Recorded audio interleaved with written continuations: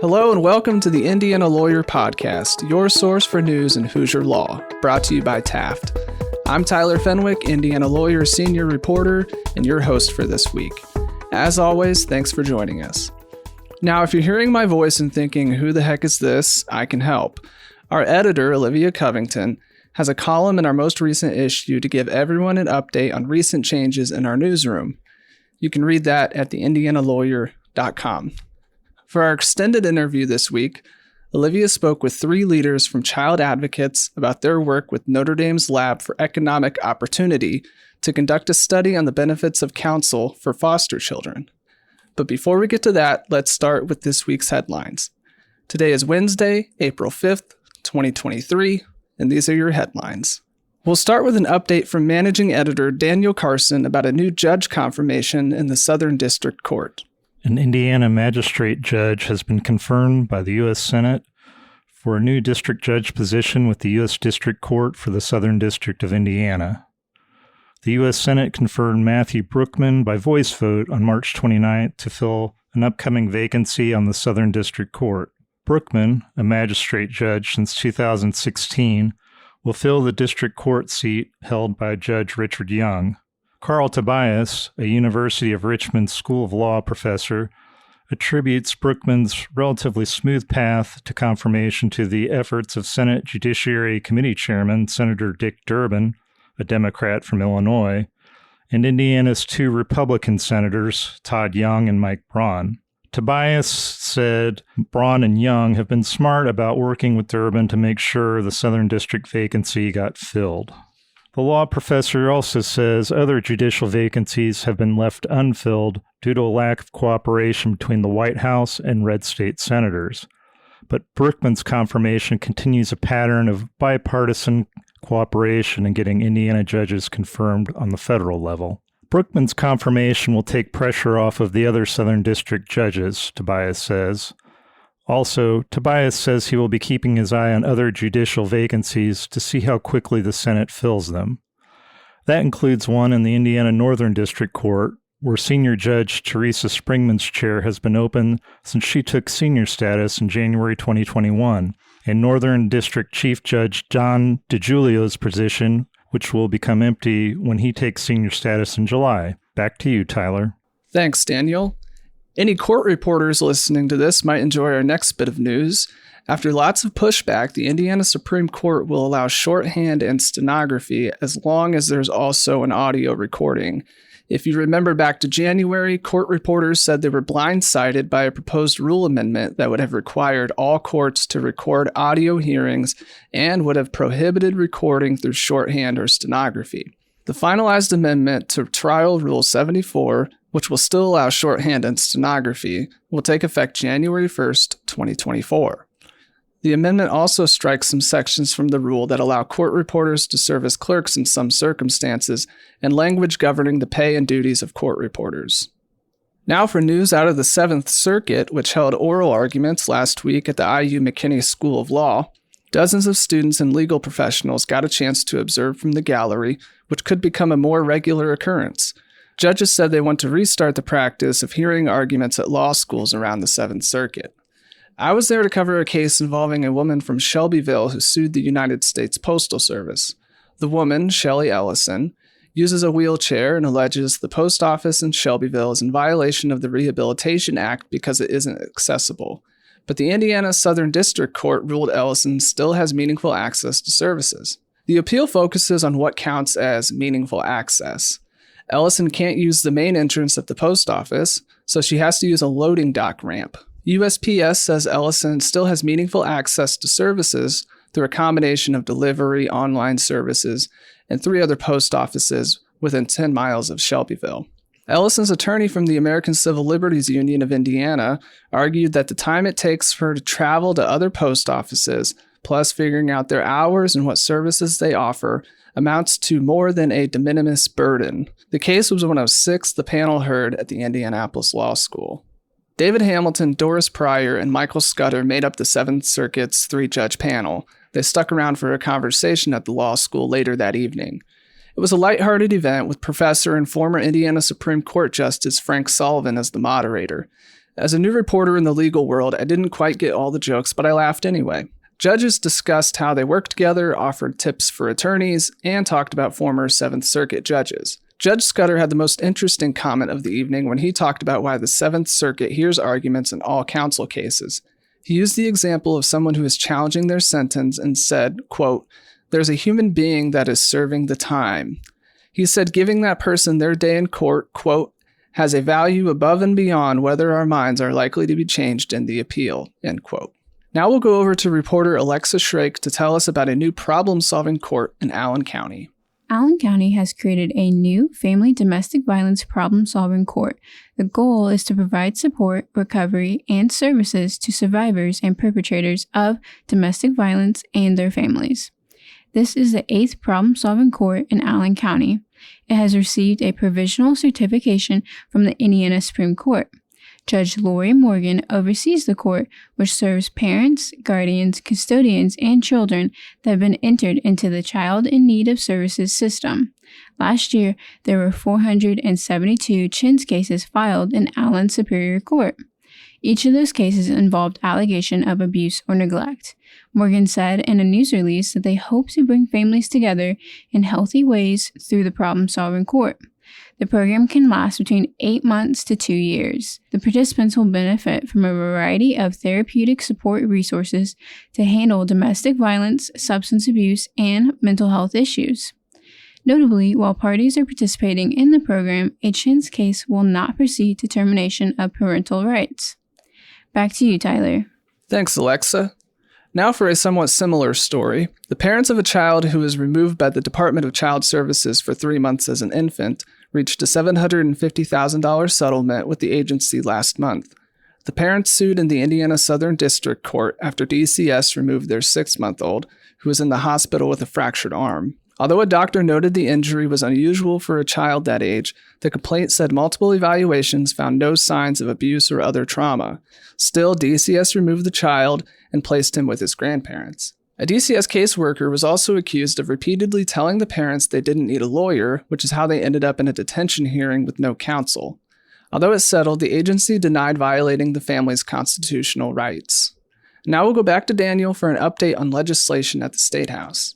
Proposed legislation in the Indiana legislature has put a spotlight on 2 schools of thought when it comes to investing public pension funds.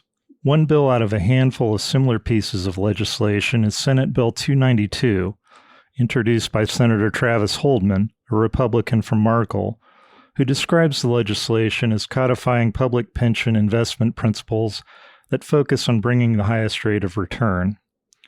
Forbes defines ESG strategy as investing in companies that score highly on environmental and social responsibility scales as determined by third parties. Holdman says he doesn't believe ESG, the hot-button acronym for environmental, social, and governance factors, should be used to govern the investment of public funds. But Democratic politicians are advocating in favor of ESG investment strategies. In Indiana, Holdman's Senate Bill 292 passed the Senate in February and has been referred to the House Financial Institutions Committee. On the House side, House Bill 1008, the ESG investing bill getting the most attention in Indiana, passed the House among mostly party lines in late February, with Democrats united in opposition. HB 1008, authored by Representative Ethan Manning, a Republican from Logansport, has been referred to the Senate Committee on Pensions and Labor. The concepts of Senate Bill 292 and House Bill 1008 are essentially the same, requiring fiduciaries of public pension funds to act solely in the financial interest of the participants and beneficiaries of the public pension system. In other words, ESG investing would not be allowed for the Indiana Public Retirement System or Indiana State Police Pension Trust. Charles Baldwin, a shareholder in Ogletree Deacon's Indianapolis office and a leader of the firm's environmental, social, and governance practice group, says the concept of environmental, social, and governance investment is relatively new. Politics can get in the middle of ESG investing decisions, Baldwin added, with some investment funds practicing ESG principles and others steering away from them and focusing solely on getting the highest returns possible. Indiana's potential move to restrict ESG investing of its roughly $45 billion in pension funds comes as President Joe Biden is taking a decidedly different tack. In the first veto of his presidency, Biden on March 20th sought to kill a Republican measure that bars the government from considering environmental impacts or potential lawsuits when making investment decisions for Americans' retirement plans, according to the Associated Press. Dimitri Kaiser, a communications specialist for the Indiana Public Retirement System, says the House bill could increase the administrative costs of administering public pension funds. Holdman says he expects to see a public pension investment bill passed in Indiana with strong legislative support. Back to you, Tyler. Thanks, Daniel. To wrap up today's headlines, I'll tell you about a story I'm working on for our April 12th issue. William Lavalle Rivera and Shahad Jaziri are wrapping up a year-long internship with the Indiana Southern District Court. The Model Diversity Internship Pilot Program is meant to foster diversity in the judiciary. The program is funded by the Administrative Office of the United States, which paid for one of the interns. But it turned out to be a difficult task trying to choose between William and Shahad as the finalists. So Chief Deputy Clerk Allison Chestovich said the court decided to fund a second intern on its own. For William, the internship has been a chance to see the inside of the judicial system and confirm that, yes, judges are human too. To learn more about this, read my story in the April 12th issue of the Indiana Lawyer. Okay, that'll do it for headlines this week. As always, if you want more legal news, theindianalawyer.com is the place to go. Stick around after our sponsor break to hear this week's extended interview.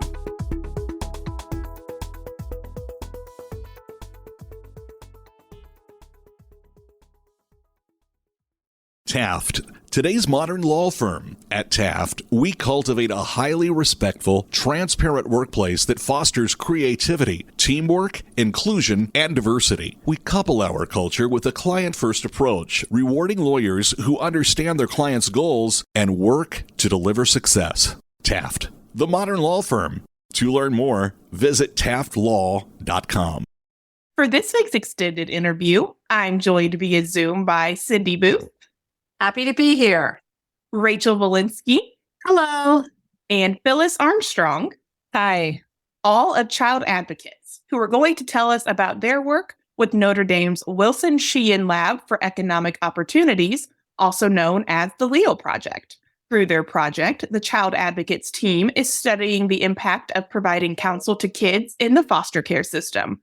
Cindy is Executive Director of Child Advocates, Rachel is an attorney with the Direct Representation Program, and Phyllis is Vice President of Program Operations. So let's dive into the first question. Tell me about Notre Dame's LEO Project. Well, we're really excited about this opportunity. I'll start and they'll fill in because they're the real workers in this project. LEO, the Lab for Economic Opportunity, has been studying the effects of human services interventions on poverty and people experiencing poverty.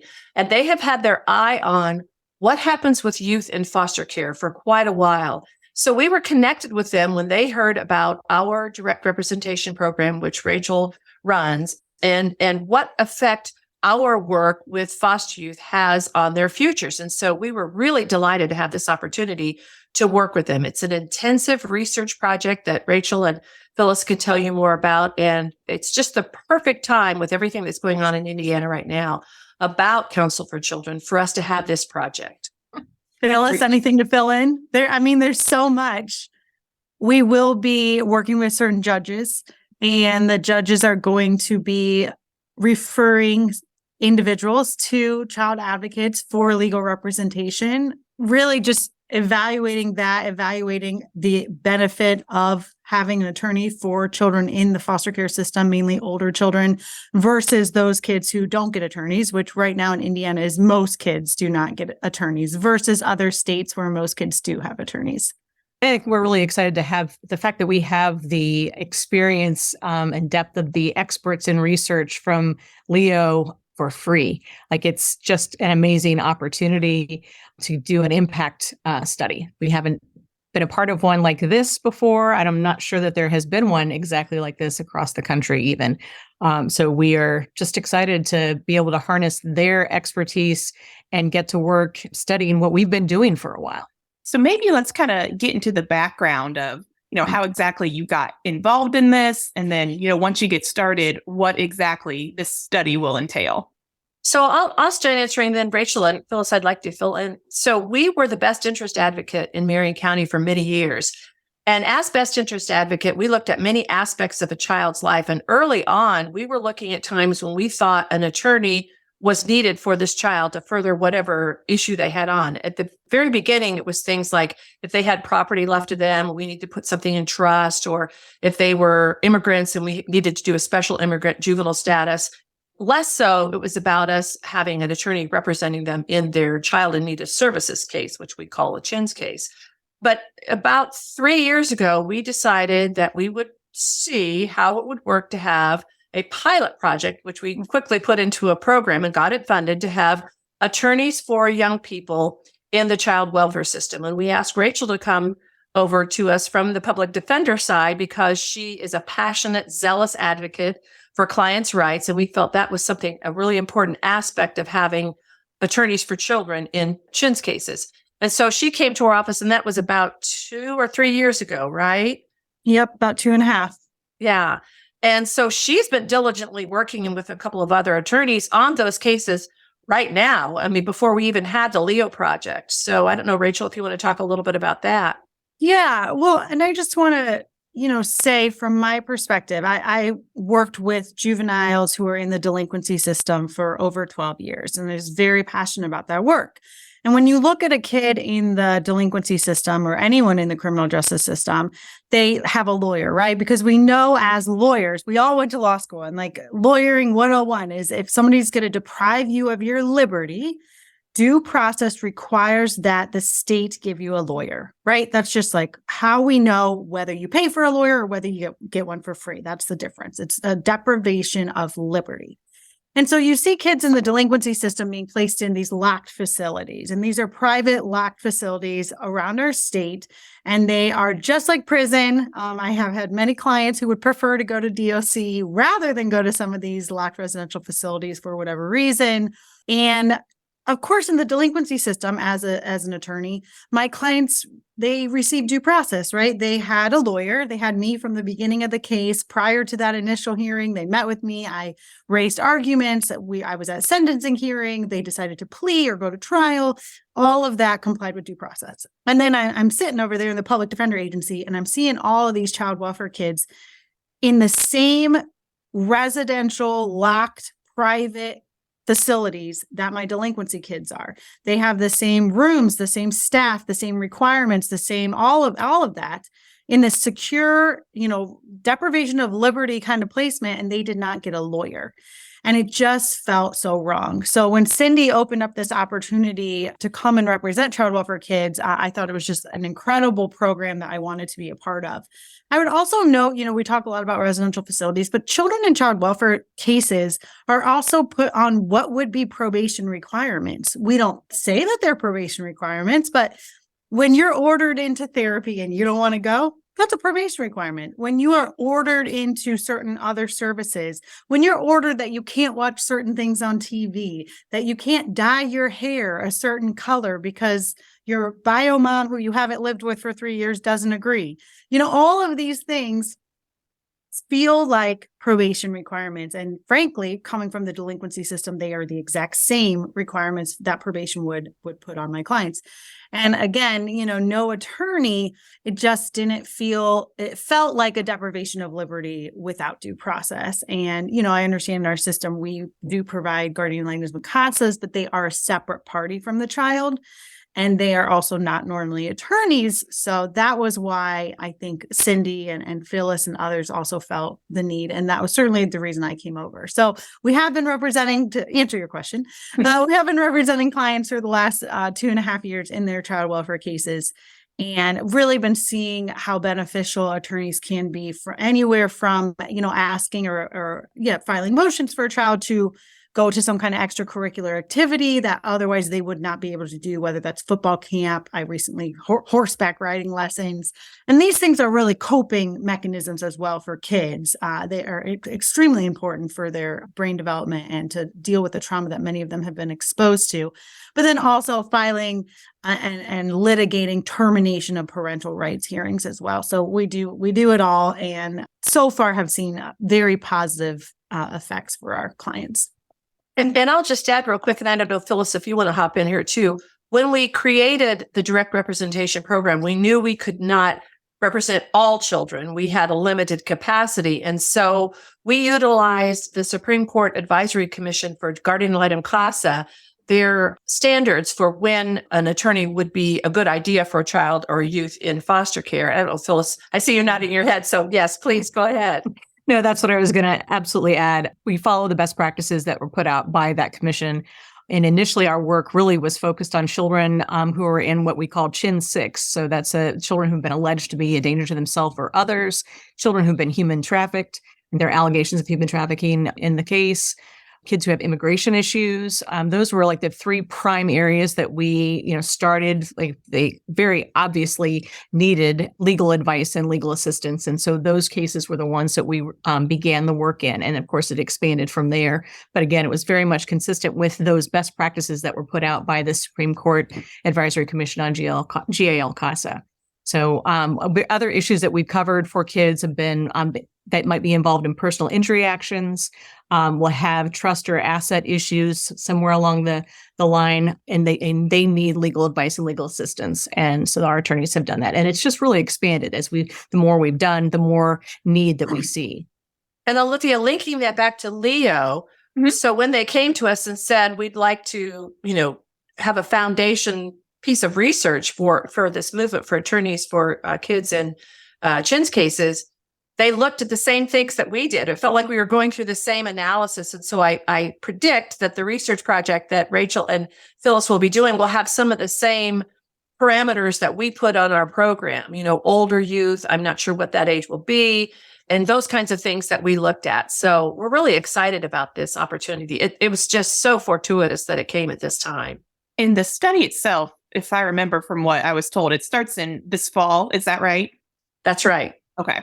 So can you kind of walk me through the logistics, and maybe you don't have them all worked out, but how you think this is going to work when you get started? I would just start with, it's very structured, thankfully. And we are having ongoing weekly work with folks through Leo. Starting now, some are focusing on marketing brand things. That part of our team is doing that. Rachel and I will be involved in the workshops with the research team. We have been assigned, I believe, a research team coordinator, for lack of a better word, and we will have a team that we're working with throughout the summer. And we'll have there are two workshops, two-day workshops with them. And then in between, there are weekly calls for us to be working with that research design team to really fine tune what the focus is going to be, and the parameters, what the outcome measures are going to be, all the things. Rachel, chime in if I've missed something. Yeah, it's going to be really interesting. One of the first things we came up against is, so judges will refer these cases, and some of them will be experimental, meaning they get a lawyer, and some will be control, meaning they don't. And so, of course, from somebody who works with kids, we, work with kids, and we know that some kids need lawyers. So what happens if that kid goes to the control and they need a lawyer? So we were able to easily, with the help of the team, the data team, kind of problem solve that, where if a judge thinks a kid absolutely needs a lawyer and doesn't want to risk them being in the control group, that judge can assign a kid a lawyer separately, and they're not part of the study at all. So I know we're going to just come up more and more, because we absolutely are focusing on the best interest of the children. Our best interest is what kids want, but it's still what we're doing, which, is best for kids.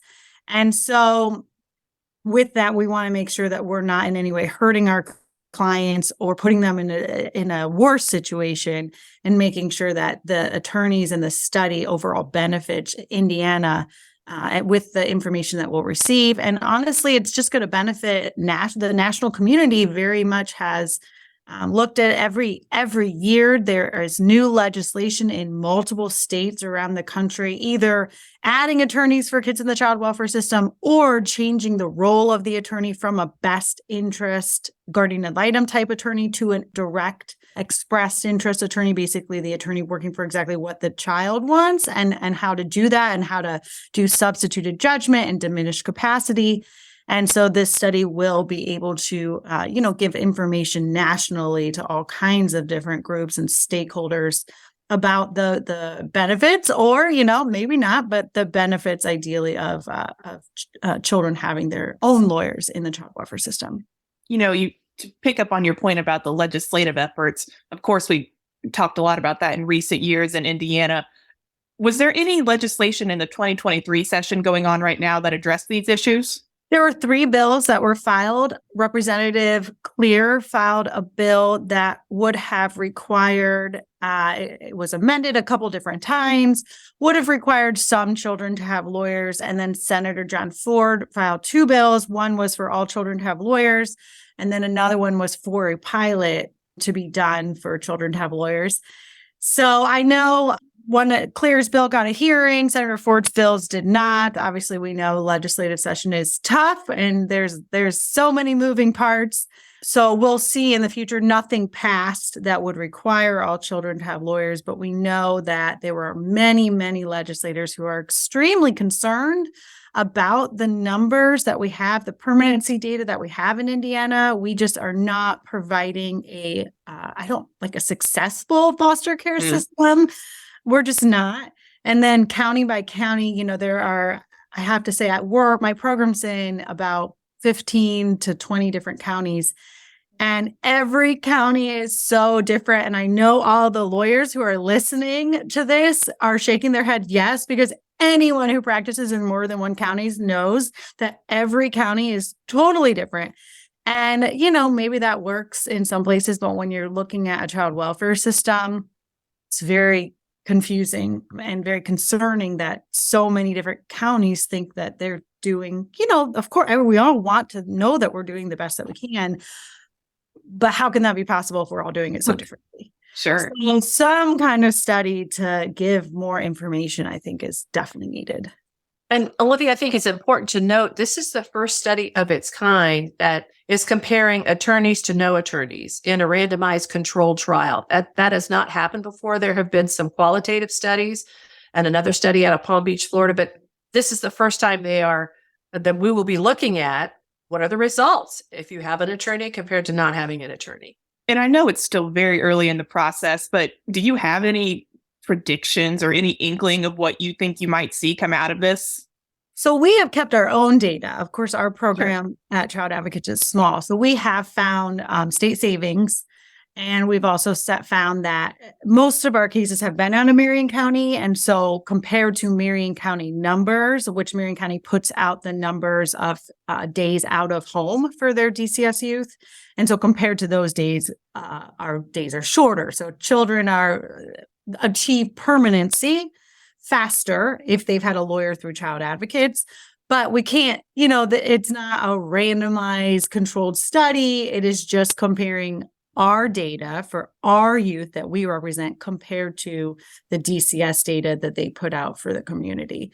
So it's nothing that we can, totally hang our hats on, but certainly, and then the financial savings, of course, these residential facilities cost around $500 a day. Wow. A day. So average out, and it's taxpayers, it's all of us. We are paying for those.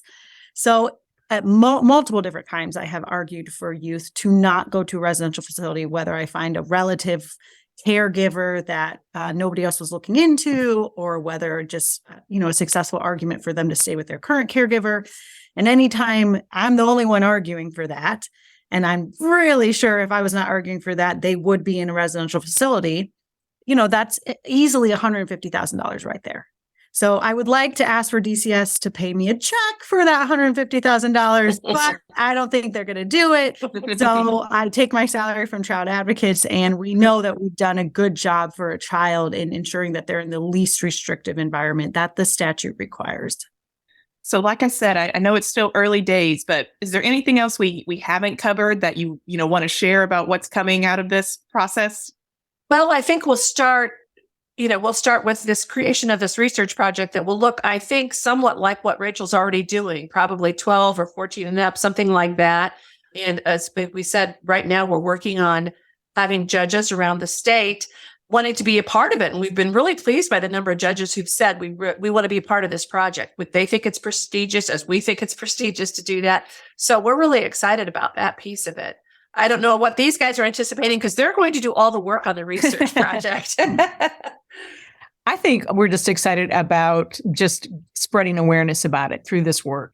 And helping people understand what it is, see the benefit, understand the distinctions, why it isn't the same as a jail CASA role, that often they run side by side and are working similarly, but it is different. And there are benefits to it, to the children, to the case in general, never mind broadly, as Rachel has said, to our state coffers. So, we're just excited at having the opportunity and spreading more information about it and about the outcomes that we have at the end of this study. Yeah, and I think for Indiana in particular, as you mentioned, Olivia, with the legislation and the fact that we are one of only 7 states that does not require attorneys for at least some children in the child welfare system. Our statute just says may. Yeah. And, Washington State did a study with a similar statute prior to recently implementing legislation that does require most kids to have lawyers. And their study with the same may language found that most judges were not appointing. And that's just anecdotally like what we're finding across the state as well. Most judges are not appointing attorneys. We all struggle to find public defenders. Some of these counties don't have them right now. So that's always a struggle, and it costs money to pay an attorney.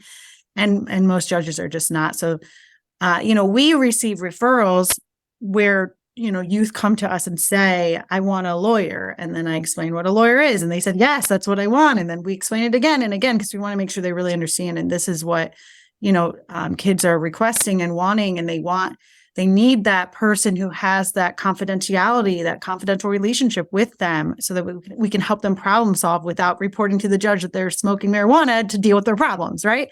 That kind of zealous representation that they want somebody in a suit sitting next to them in court and advocating for exactly what they want in a way just like they said it. And that overall has, due process and it meets the requirements of due process, but it also has long-lasting effects, that their voice is important. We want to make sure kids are using, the life skill of making decisions in their life instead of being totally not even having a seat at the table. So the LEO project allows us to have cases assigned, children assigned. So we are happy to really be working closely with judges and other stakeholders to work as a team, but then also clearly as our role to represent kids and more kids in some of these counties that we're working with judges in. So I think that's just really exciting to get the word out there, but also to affect change for kids in their child welfare cases. Sure. All right. Well, that'll do it for this week's extended interview. Thank you again to Cindy, Rachel, and Phyllis for joining me today. As always, to hear our previous interviews, visit theindianalawyer.com or find us on your favorite podcast app. We'll talk to you next time.